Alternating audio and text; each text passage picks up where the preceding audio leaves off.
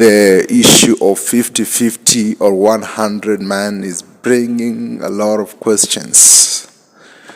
There's a lady whose video has been trending of late, and she's advocating that it should not be 100% for men.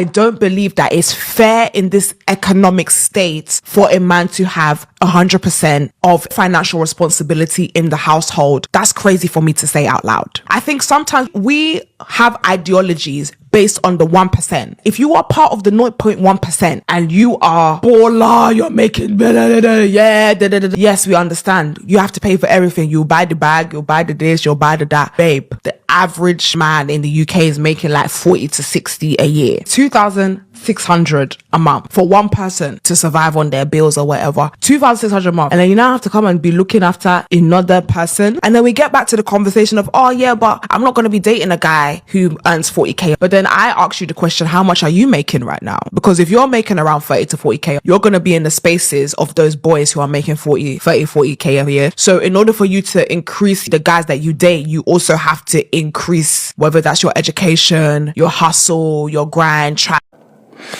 So I can support and also I can reject that point. So she's saying it's not fair for men to provide 100%. Remember, from the origin of the Bible, a man was to provide 100%. And putting in mind from those days, there was means for men that will enable men to provide 100%. Now, when the times of our grandparents, our parents, still there was means that will enable a man to provide for the family 100%. A man could go to the field, hunt, the family could go to the shamba, cultivate some vegetables and all that. So initially, from the stories of the Bible up to date, a man was to provide 100% for the family. Later on, it came the issue of 50-50, and they call it gender equality. They say what a man can do, a woman can do better. So the issue of equality came in, and they say, well, some people were doing the 50-50 in their family. So how does this work? What happened was, when they realized that we can take these our baby girls to school and they can do the same thing as our boys are doing, that's where everything started going to south. Because you tell me you've taken your daughter to school and she's gone through the system, she has completed the education, and now she's employed. And maybe, unfortunately, he's getting married to somebody who earns, let's say, your daughter is earning 100,000 shillings, and then your daughter, the husband is getting 30,000 shillings. And this man has to provide 100% of the basic needs. So you tell me, how will this family be able to grow? It will be very difficult for the family to grow because the salary for the husband will not be able to cater for all the needs of this family. And that's where the woman should chip in. Now, it is not a guarantee that this lady should chip in. She should use common sense to see that, now my husband has tried, but I can still put a hand on what he's doing. You can still put a hand on the project this guy is doing. Another scenario is where maybe a woman is doing business, and the husband is on a salary. Business, if you ventured into a good business, you'll find out that these people are making some good cash.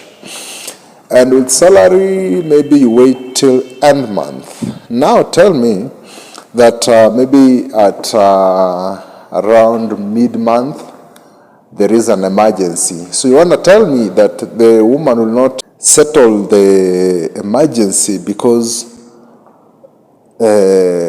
whoever was supposed to deal with that, who's the husband, is not able to.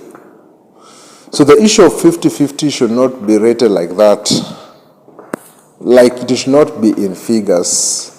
When you marry someone that you love and someone you agree. Even the Bible says in Amos 3:3, it says that two cannot work together unless they agree. So if they agreed to work together in this journey of marriage, then they should support each other. Not always that a man will lack money, not always that the woman will lack money. Today I have, tomorrow I don't have. So when I have or when I don't have, support me. When I have and you don't have, I'll support you. But the issue of saying that it must be 50-50, to me, it's not working. And by the way, it is making so many marriages go to south because there will be too much pressure. The wife has money, but she cannot be able to provide for the family because the notion of 50-50 is in the mind, and also the issue of 100% that the man should be providing has been implanted in the medulla oblongata of this lady. So it's bringing problems. So it should not be the idea here is, and I really support this lady because there's so many things that are happening that people are afraid of talking about. Most marriages go to south because of money. So if your man cannot provide, you provide for the family, no problem. But I said it should not be a law.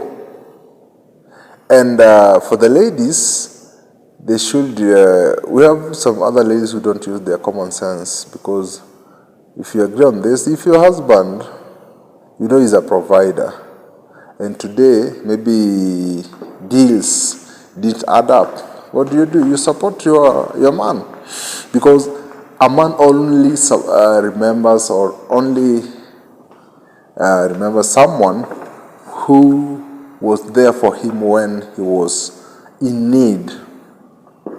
You understand? So you can find that maybe your husband looking for like 20,000 shillings to close a deal of 1 million shillings. So when you deny him the money, you lose maybe the 10 or something like that. So it is good. I'm not saying it should be 100%. I'm not saying it should be 50-50, but they should just chip in where the men are unable to. And remember, when you married your partner, there was an agreement that you're going to be one. So how can you be one when you cannot support your partner? Is it really making sense? In Swahili they say tutakuwa mwili mmoja. Nyinyi ni mwili mmoja and you cannot support your partner. You see? And another one said that when you stay for some time with somebody you love, or after getting married, you start looking alike. I don't know, I've not experienced this, but I'll try to be seeing some couples along the way. You start looking like you are somebody. Otherwise, ladies and gentlemen, I'm really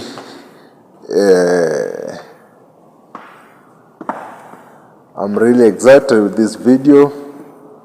The lady is just saying the truth that most people don't want to hear. Otherwise, if it is your first time here, subscribe, like, and share this video so that you can get to so many people. My name is Godfrey. Until next time, bye bye.